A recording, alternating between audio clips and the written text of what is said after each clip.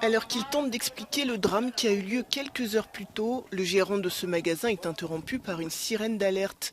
Ce lundi, un missile tiré depuis le Liban voisin a fait un mort et plusieurs blessés dans cette zone située dans le nord d'Israël. L'attaque n'a pas été revendiquée, mais elle a eu lieu à quelques kilomètres de la ville de Kiryat Shmona, qui depuis plusieurs mois est régulièrement la cible de tirs de roquettes du Hezbollah. En réponse à cette récente attaque, l'armée israélienne a annoncé avoir visé un site militaire du Hezbollah au sud du Liban.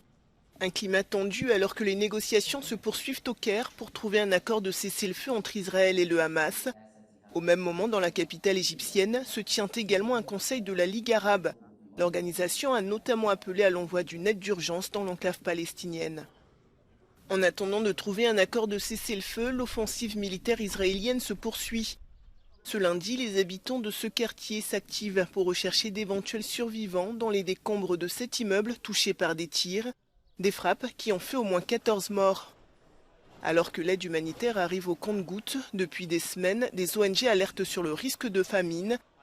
Une tragédie humanitaire en cours pour laquelle l'ONU a une nouvelle fois fait part de ses craintes.